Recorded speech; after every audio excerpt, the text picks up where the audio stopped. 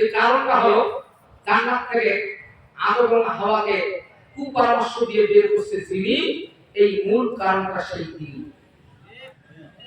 Mister ইবলিস, ঠিক না?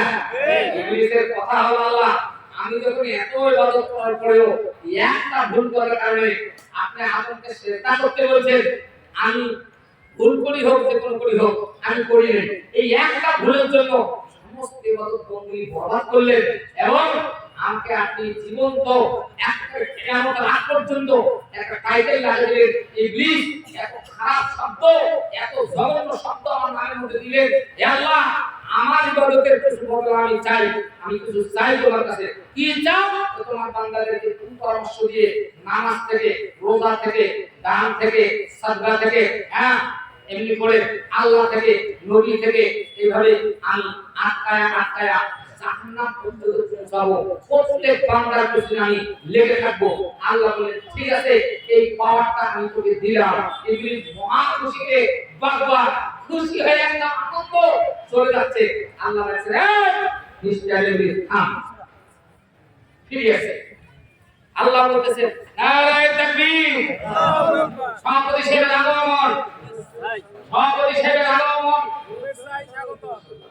আমার ভাইয়া, আল্লাহ বলেন, দেখো আমার একটা নাম আছে রহমান, তুমি জানো? বলেছি জানি। তুমি জানো রহমান কি জিনিস? আমার এত দয়া আছে রে, তুই জান্নাতের জন্য চেষ্টা করবি আর আমি বান্দাকে ফিরিয়ে জান্নাত দেওয়ার চেষ্টা করব। সুবহানাল্লাহ, নারায়ে তাকবীর। যে আল্লাহ জান্নাত দিবে, বান্দাকে যে কোনো চেষ্টা জান্নাত দিবে, কিন্তু সেই মানুষ তো বুঝে না ভাই। আসুন আল্লাহ পাক কাটতে বলেন, কোন টেনশনের কারণ নাই। জান্নাত দেখাইলেন, জাহান্নাম দেখাইলেন, মহা আকাশে যত কিছু আছে সব কিছু অবলোকন করলেন, সমস্ত নবীদের এক এক করে ঘটনা আলোচনা করলেন, সব জ্ঞানে, সব শিক্ষা সেখান থেকে আল্লাহ রব্বুল আলামিন 27 বছরের জন্য দিলেন। আল্লাহু আকবার। এই 27 বছরের ট্রেনিং, প্রথম ট্রেনিং হলো আল্লাহ বললেন, নবী গো, আপনাকে এখানে আনার একটা মূল কারণ যেটা, সেটা হলো আপনাকে আমি ওসির একটা ইসলামী রাষ্ট্রের মালিক বানাইতে চাই। দোকান চিৎকার দিয়ে সুবহানাল্লাহ, নারায়ে তাকবীর। ইসলামী রাষ্ট্র চালাইতে গেলে হ্যাঁ একটা সংসদ ভবন করতে লাগবে, মন্ত্রী লাগবে, পুলিশ লাগবে, চৌকি বাহিনী লাগবে, সব কিছু নোটেট করে আল্লাহ পাক কোরআন কারীমের মধ্যে আলোচনা তুলে ধরেছেন। সুবহান চিৎকার দিয়ে সুবহানাল্লাহ, লিল্লাহি তাকবীর। আসার সময় নবীকে আল্লাহ পাক বিদায় দিলেন, শর্ত ছিল বিদায় দিলেন। তো রাসূলকে বলা হলো যে আপনি খুশি হয়ে যান। রাসূল বললেন, আমি খুশি, তবে একটা কথা কি, আমার ডান পাশে একটা স্বর্ণের বাক্স আমি দেখতে পাই। এই 27 বছর পর্যন্ত আমি নজরটা দিয়ে দিয়েছি, হ্যাঁ আল্লাহ এই বাক্সটা কিসের, এইটা দেখার বাকি থাকলো। আল্লাহ বলে, আচ্ছা ঠিক আছে, বাক্সটার মধ্যে তালা আছে। আল্লাহ নবীকে বলা হলো, বরকতের নবী গো, আপনি বরকতের হাত দিয়ে তালা একটু আঁচ করেন, তালা খুলে যাবে, আপনি মনের আনন্দে সেটাকে দেখেন। তালা খুলছে, খোলার পর বাক্স খুলে গেছে। রাসূল দেখতেছে কোরআনুল কারীম স্বর্ণের অক্ষরে রূপার পৃষ্ঠের মধ্যে লিখে আল্লাহ পাক হেফাজত করে রেখেছেন। আর সে আজিমে ধরে মান চিৎকার দিয়ে সুবহানাল্লাহ। কারণ কি, এই কোরআনকে বিলিয়ে দেওয়ার জন্য পৃথিবীর মানুষ উঠে পড়ে লাগবে, যাতে করে কোরআনকে বিদায় দিতে না পারে। আমি সেই জন্য কোরআনের হেফাজত করার দায়িত্ব আমার হাতে দিয়েছি। শুধু কোরআনকে নয়, তোমার উম্মতে মুহাম্মাদীকেও দুনিয়ার জমিনে কিয়ামত পর্যন্ত রাখার জন্য আমি দায়িত্ব নিয়েছি। যেরকম চিৎকার দিয়ে সুবহানাল্লাহ, নারায়ে তাকবীর। সেই উম্মতে মুহাম্মাদী আমরা বুঝতেছি না, নবীর আদর্শ নাই, নবীর সুন্নাহ মানিয়া আল্লাহ কোরআন শিক্ষা করতে ঝুঁকি দেইয়া আমার ভাইয়া, হ্যাঁ খুব মজার আলোচনা সামনে আসছে। আল্লাহ ওয়াক্তে সবাই আসেন, বসেন, বুঝছেন? আল্লাহ পাক রব্বুল আলামিন আমাদের সবাইকে কোরআনের পথে যেন কবুল করে, জোরে বলেন আমিন। এবং একটা ছাত্র, একটা ছেলে বা নাতি এই মাদ্রাসায় গেলে এরকম লোকটা আমি দেখিয়া আমি আলোচনা শুরু করব। বলেন আল্লাহ রাসূল বলেন, কোরআন শিক্ষা করা ফরজ, সুন্নাত, ওয়াজিব না ফরজ? বলেন হ্যাঁ ফরজ। ফরজ দেখো আসতে ফরজ। এক একজন হাফেজ বাবার মাথার মধ্যে দুইটা নূরের তাজ পড়ে দেওয়া হবে, এইটা কথা কি সত্য না মিথ্যা? সত্য। তাহলে আপনি চান না যে আমার মাথার মধ্যে আল্লাহ পাক কিয়ামত আলাদে দুইটা নূরের তাজ পড়ায় দেন, আমি সম্মানী হই, কোটি কোটি মানুষ আমার দিকে তাকাও, কত সম্মান কত ইজ্জত আল্লাহর কাছে হবে। আল্লাহু আকবার। একটা লোক হাত তুলে বলে যে আমার সন্তান একটা বা আমার নাতি একটা আছে, আমার ভাগিনা একটা আছে, আমি দেব। একটা লোক তারপর আলোচনা শুরু করব ইনশাআল্লাহ। বলে আপনি নিয়ত করছেন বা মেয়ে দিবেন, নারায়ে তাকবীর। মাওলানা সাহেব নিয়ত করছেন ওনার মেয়েকে মাদ্রাসায় দিবেন। আল্লাহ ওনার মেয়ের ওসিলায় গোটা বংশকে তুমি জান্নাতের মেহমান হিসেবে গ্রহণ করো। জোরে বলেন আমিন। বাবা একটা লোক বললেন না বাবা, একটা লোক বলতেছে মাদ্রাসা নবীর শিক্ষা, বুঝছেন না, কোরআনের শিক্ষা। আসেন একটা লোক হাত তুলে বলেন মাশাআল্লাহ বাবা আপনার ছেলে দিবেন, নাতিক দিবেন। নারায়ে তাকবীর, আল্লাহু আকবার, নারায়ে তাকবীর। বেটির পক্ষে না বেটার পক্ষে? বেটির পক্ষে। ওরে সুবহানাল্লাহ, বেটির পক্ষে নাতিকে উনি মাদ্রাসায় দিবে, দ্বীনের পথে দিবে। আল্লাহ এই কোরআনের সঙ্গে যে জড়িত হয়ে গেল সে তো জান্নাত পেল। সুবহানাল্লাহ, নারায়ে তাকবীর, লিল্লাহি তাকবীর। আমার ভাইরা তাহলে বুঝা গেল কোরআনুল কারীমের মতো মুআজ্জিজার কিতাব পৃথিবীর কোন নবীকে দেওয়া হয় না। মুআজ্জিজা কি জিনিস এটা যদি বুঝাইতে যাই একটা ছোট্ট এক্সাম্পল সামনে নিয়ে আসতে হবে। মুআজ্জিজা মাত্র জেনে নেওয়া। দাউদ পয়গম্বরকে মুআজ্জিজা দিয়েছিলেন, উনি শুধু হাত দিয়ে লোহা ধরতো আর এরকম একটা সিকন মারতো, লোহাগুলো গলে গলে নারকেল তেলের মতো পদার্থ হতো। এই পদার্থগুলো বাম হাতটা রেখে দিয়ে না পদার্থগুলো ঢালতো, এই চারটা ফাঁস দিয়ে অস্ত্র তৈরি হতো। চিৎকার সুবহানাল্লাহ, নারায়ে মুআজ্জিজা, কত বড় মুআজ্জিজা। তারপর আল্লাহ পায় সমস্ত নবীর মুআজ্জিজা চাইতে তোমার উপরে বিশাল মুআজ্জিজা দিয়েছি। আল্লাহু আকবার। এই মুআজ্জিজা প্রত্যেকটি মুসলমানের কম বেশি ঘরে ঘরে খাতা দিয়ে পড়তে দিছি, বান্ধব দিছি, পড়ি আছে সম্মান করেছে, ঠিক না ভাইয়া? এই জন্যই কোরআন শরীফ শিক্ষা করা আল্লাহ রাসূল এবং আল্লাহ ফরজ করেছে। শুধু তাই না, কোরআন শরীফ দেখে দেখে পড়বে এবং বুঝি বুঝি পড়বে। মাতৃভাষা নিয়ে বুঝিয়ে পড়া ফরজ করছে। দৈনন্দিন 5 বার কোরআন শরীফ পাঠ করবে এই জাতি, 5 বার পড়বে। যতটুকু পড়বে অর্থ তর্জমা ব্যাখ্যা বিশ্লেষণ আদি হওয়ার কারণ খাবার ওটা মুক্তি সূরা কোন মাদানী সূরা কমপ্লিট ভাবে যদি বুঝি পড়বে, এই বুঝিয়া 5 বার কোরআন শরীফ পড়া ফরজ করেছে। এই জন্যই কিয়ামতের আদালতে কোরআন এক দলের পক্ষে রায় দিবে, সাক্ষী দিবে, সুপারিশ করবে, আর এক দলের পক্ষে রায় দিবে না, সব করবে, সুপারিশ করবে না, কোরআন বিরোধিতা করবে। নাউজুবিল্লাহ। কোরআন আমার পক্ষে সাক্ষী দেব, কোরআন আমার জন্য সুপারিশ করুক, এইটা যারা যারা চান দুটি হাত তুলে দেখেন। নারে তাকবীর, লিল্লাহি তাকবীর, ইসলাম ইসলাম। আল কোরআনের আলো, আল হাদিসের আলো। জি, কোরআন ছাড়া অন্য কিছু কোরআন আছে যেখানে মাশাআল্লাহ। ভাইরা এখন লোকগুলো বড় হলো না, পাগলামি করতে চাই বাবা। বাবা তোমার দরবারে সব পাগলের খেলা, বাবা তোমার দরবারে সব পাগলের খেলা। অনেক রকম পাগল দিয়া মিলাইছে মেলা, ওরা অনেক রকম পাগল দিয়া মিলাইছে মেলা। বাবা তোমার দরবারে সব পাগলের খেলা। কথা বলে ঠিক আছে? আমরাও পাগল, কিন্তু আমরা তোমার মতো পাগল না, আমরা আল্লাহর পাগল। কথা বলে ঠিক আছে? আল্লাহর পাগল যারা জান্নাতি নিয়ামত পাবে তারা। সুবহানাল্লাহ বলে। ইসুর পরে ইসু আসে, কত ইসু আসে পাশে, তদন্ত করিতে গিয়ে ফুরাইতে বেলা, তদন্ত করিতে গিয়ে ফুরাইতে বেলা। বাবা তোমার দরবারে সব পাগলের খেলা। ঠিক আছে?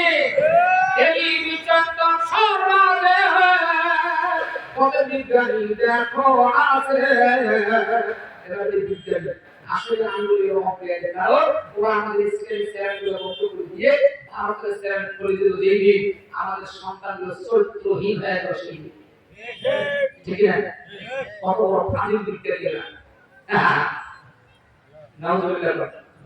যেটা নাউজুবিল্লাহ গান তো অনেক গান বলতে পারবো হিসাব নাই, কিন্তু সিস্টেম আনসিস্টেম হলে এগুলো আর সুযোগ থাকে না। আমার বন্ধুগণ, দাউদ পয়গম্বরের সন্তান ছিল সুলাইমান পয়গম্বর। বলেন যে ইমাম সুলাইমান পয়গম্বর শুধু পয়গম্বর নন, মহাবিশ্বের প্রেসিডেন্ট, মহাবিশ্বের দুইজন বিশ্বের প্রেসিডেন্ট ছিল, একজন সুলাইমান পয়গম্বর আর একটা হলো যুলকারনাইন। এই দুইজন এমন বাদশা ছিল পৃথিবীতে, এই উত্তর এবং পশ্চিম দক্ষিণ পূর্ব গোটা বিশ্বের একমাত্র বাদশা সুলাইমান নবীর চিৎকার সুবহানাল্লাহ। আল্লাহ পাকের বান্দা দাউদ আলাইহিস সালাম দাউদ সুলাইমান পয়গম্বরকে বাবা সুলাইমান আমার কাছে আসো। সুলাইমান দিয়ে শুরু হয়ে দাঁড়িয়ে গেল। কারণ ছোট থেকেই আদর্শটা এমন আদর্শ কোন বেটার মানে হতে পারে না। এখন বাংলাদেশে 80% বেটার আদর্শ হলো বাবা মাকে ছেড়ে যা স্ত্রী সন্তানকে নিয়ে আলাদা খাওয়া কথা বলে দিন না বেদি। এটা জানি না, যেমন কর্ম তেমন ফল। তুই তো কর্ম করতেছিস যে তোর বেটা সরকার যেরকম আমি ব্যবহার সেগুলো করে ফটো মুছে দিই। তুই হিসাব করে নিয়ে বেটা তোর কপাল থাকছে না, ঠিক না? আমাকে বিয়ে করা 2 বছর খাসির বাবার সঙ্গে, তুই বিয়ে তোর বেটা বিয়ে করলে 6 মাস থেকে বিয়ে আনবে বাসর একটা কোনো পর্যন্ত দিয়ে গেল। কেন এই মা বাবা করা শেষ যে মায়ের পায়ে নিচে যান না আল্লাহ পাক বলেছে হ্যাঁ আমার চলবে আলোচনা চলবে মজার আলোচনা ভালো করে মন দিতে। ওখানে আমি মেয়েরাজের কথা শুরু করছিলেন, তো ওখানে সব ওয়াজ আল্লাহ পাক করে শুনেছে। আল্লাহু আকবার। আল্লাহ ওখানে এক নম্বর ওয়াজ শুনেছে, হ্যাঁ, যার ইবাদত করবে বান্দা, তুমি দুনিয়াতে গিয়ে আপনি দুনিয়া থেকে বলবেন বান্দা তো আমার ইবাদত করে। 2 নম্বর ইবাদত যেটা সেটা হলো তারা তো পিতা মাতার সেবা করে। আল্লাহু আকবার। আজকে বাংলাদেশে কোন ঘরে পিতা মাতার সেবা আছে? আছে আছে ওই জায়গা যে সন্তানরা ইলমে দ্বীন কোরআন এবং সুন্নাহ দিয়ে শিক্ষিত হচ্ছে, ওই পরিবারের মধ্যে একটু হলেও আছে। কথা বলেন ঠিক না? আজ পর্যন্ত কোন আলেম ওলামা মা বাবার গায়ে হাত তুলছে এবং প্রমাণ দিতে পারবেন? আর সাধারণ মানুষ অহরহ পিতা মাতা কাটতেছে, ধাক্কাচ্ছে, হাতকে বার করে দিচ্ছে, ঠিক না? আমার মুসলিম প্রমাণ আমার এলাকা বুঝছেন, এই গ্রামের জেলার ঘটনা। বাবা বলে জায়গায় লিখে দিয়ে হয়ে গেছে বুঝছেন, পাগলা পাগলা আধা পাগলা পুরো পুরো পাগলা মানে এত হসপিটালে এক দুটো রক্ত হসপিটালে আসার পর পুরোপুরি 13 মাসের মধ্যে বাবা পাগলা করেছে। বেলা বেলা দেখে বাড়ি করতেছে 11 টাকা 70 পাশা মার নিয়ে থাকে বড় সাইজ থাকে নাউজুবিল্লাহ। হ্যাঁ ভালো করে শুনে, যে সন্তানের উপর মা এবং বাবা গেলা হাজার কোটির হক করলে তো হক গ্রহণযোগ্য হবে না। কোটি কোটি টাকা বাড়ি করলো কোনো কাজে আসবে না। এই জন্য পিতা মাতার ইতিহাসে যে চেহারা দেখলে নবী বিশ্ব নবী, যার মুখ থেকে 63 বছরে চেষ্টা চালার পরে একটা মিথ্যা প্রমাণ করার মতন কাঁধের বেঈমানরা সুযোগ পাই নাই, সেই বিশ্ব নবী বলেছেন তোমার মায়ের দিকে তাকাইলে মকবুল হবে না। আল্লাহু আকবার। 100 টাকা দিলে 100 হবে না। পাগলা মার ক্ষেত্রে বাপের ক্ষেত্রে এই দোয়া করবে, এত সহজ হয় হয়তো পাইবে হবে দিলাবে। ও সাদা বাবা আলোচনার মধ্যে কিছু না বললে হয় না, ঠিক না? এদের পিতা মাতা সেবা করা 2 নম্বরে বলে, 1 নম্বরে বলে আল্লাহর কোরআন করা, কোরআন সুন্নাহ দিয়ে জীবন যাপন করা, এটা হবে 1 নম্বর। আর পরবর্তী ইবাদতটা যেটা আল্লাহ কবুল করবে সেইটা হবে পিতা মাতার ইবাদত, পিতা মাতার খেদমত। এটা ভুলে যাওয়া সম্ভব না, ভুলবেন না। এত ওয়াজ করা হয় ওই ওয়াজ বুঝে করি, এত ওয়াজ করা হয় স্বামীর খেদমত করতে হবে, স্ত্রীর ওই খেদমত করতে, ঠিক না? অথচ রাসূল বলেছেন মুসলমান পরিবারের একজন মহিলা 2টা কাজ করবে সকালবেলা, ঘুম থেকে উঠে 2টা কাজ। 1 নম্বর কাজ নামাজ পড়বে, 2 নম্বর কাজ একমাত্র সূরা ইয়াসিন পড়বে। এই দুইটা কাজ যদি মুসলমান কোন স্ত্রী মা বাড়িতে করে, আল্লাহ পাক বললেন 70,000 ফেরেশতা বাজেট করে দিয়ে এটা স্বামীকে রুজির জন্য এবং হেফাজতের জন্য, অ্যাক্সিডেন্ট থেকে অপমৃত্যু থেকে বাঁচার জন্য 70,000 ফেরেশতা বলিদান হয়ে যায়। সুবহানাল্লাহ। আজকে আমাদের স্ত্রী নামাজ পড়তে দোয়া করতে স্বামীর জন্য, স্বামী অপমৃত্যু হতো না, স্বামী শত্রু হতো না, স্বামী দুষ্ট হতো না, স্বামী অপর স্ত্রীর কাছে জড়িত হতো না, জিনা করতো না, বেঈমানি করতো না, বাটপাড়ি করতো না, জুয়ারি করতো না, পরকিয়া করতো না। আসলে আমাদের স্বামীদের দোষ, স্বামীরা আমরা স্ত্রীকে আমাদের তাগিদ দিই না, ইসলাম শিক্ষা দিই না। কথা বলে ঠিক না ঠিক? আমার মা বোনদের ওয়াজ আসলে শুনে দাউদ তোমার কাছে সুলাইমান আসসালাম ছোটবেলা থেকে আদর্শ ভালো, কয়েকবার বিচার করতে দিলে ছোটবেলা 6 বছরের বাচ্চা বিচার আছে 2 জন আসামি ধরে দিই, কিন্তু আল্লাহ পয়গম্বর দাউদ আসসালামের আমলে মানুষ যত মিথ্যাবাদী ছিল, বিচার করে করে জিন্দেগিতে শেষ করছে। হায়রে সর্বনাশ, ব্যবসা করা যায় না, হাত বাজার কামাই হতো কোনো হয় না, বিচার লাঠি খায় এত মৃত্যু ছিল লোক। সুলাইমান পয়গম্বরের আব্বা দাউদ আল্লাহ কোন একটা ব্যবস্থা করো আল্লাহ, আমি তো এই অস্ত্র বিক্রি করিয়া, আমি ঠাকাই বিক্রি করিয়া, আমি কামাই করিয়া জীবন চালাই। হে আল্লাহ, আমি এই বিচার যদি করতে চাই সারাদিন অসুখ যায়, হাত বাজার কখন করি, সংসার কাজ কখন করি, তোমার গোলামি কখন করি। আল্লাহ আকবার। আল্লাহ বলেন যে ভাই আমার জান্নাত থেকে একটা রশি আছে, কুদরতের রশি, মোটা একটা রশি, না তারা লোহা বস্তা, সোনা রূপা মণি মুক্তা, এটা কিছুই নয়, একটা কুদরতের রশি আকাশ থেকে ঝুলিয়ে দাউদ পয়গম্বরের বাড়ির কাছে ঝুলন্ত হয়ে গেল। ঝুলিয়ে যখন আল্লাহ বলেছেন, আল্লাহ বলে দাও আর বিচার করা লাগে না, যারা আগে বিচারের জন্য ওদেরকে এখানে হাত দিয়ে রশিকে ধরিয়ে বলতে বলবা যে মিথ্যাবাদী তার হাত কাটতে যাবে, যে সত্যবাদী সে হাত তার ছুটিয়ে দেবে। আল্লাহ আকবার। টাকা দেখবে 10টা মুদ্রা স্বর্ণ মুদ্রা দিয়ে বাইরে গেছে একজন, আর 500 কোটি টাকা মুদ্রা হলো। এই একটা মুদ্রা 10টা চুরি করে কিভাবে, হজম করে কিভাবে, একটা লাঠি বানিয়েছে, মানে লাঠিতে মধ্যে খাওয়া বসে 10টা গ্রাম দিয়ে লাঠির উপরে পেঁয়াজ দিয়ে ওইটা ধরে হাঁটিয়ে গেল, বাজার হাট করে লাঠ জমা দিয়ে গেল। বুঝছেন? ওকে সবাই যে আমাদের মালিক এসে বলছে, ভাই আপনাকে আমার বলছিলাম 10টা গ্রাম, আমি তো বহুদিন পর আসলাম, আমার দিয়ে দেন। কি এত আপনাকে আর তুমি পরের দিনই আসি নিয়ে গেছিস। বিচার চলে গেল দাউদের কাছে, দাউদ আসসালাম বিচার করে দিল, যাও রশিদ হাত দাও। রশিদ হাত দিয়ে কয়, আল্লাহ পয়গম্বর দাউদ, আমি আল্লাহর কুদরত রশিদে বলতেছি, আমি 10টা দিরহাম দিছি, আমি নিয়ে গেছি। হাত চলে গেল, চলে আসে দাউদের দরবারে। এই লোকটা লাঠিটা নিয়ে গেছে, লাঠিটা তাদের ধরে ধরে তুই এত বড় মিথ্যা বলে তো, এই তোর হাত আল্লাহর কুদরতের রশি আটকায় মানে এত টাকা দিতে হবে, ঠিক আছে গাড়ি হচ্ছে পয়েন্টের কাছে আল্লাহ নবী দাউদ আলাইহিস সালাম, আমি আল্লাহর রশি ধরে বলতেছি, আমি তাদের হাত তুলে দিয়েছি, হাত ছুটে গেল। আর তো সমস্যা আল্লাহ সালাম হয়ে গেল। সুলাইমানের বছর 7 বছর। উনি বলেন, আবার বিশাল জ্ঞান আছে, টেনশন করার কোনো দরকার নাই, বুঝতে পারছি আমি এই বিচারটা আমাদের করার জন্য একটা হুকুম দেন। আল্লাহু আকবার।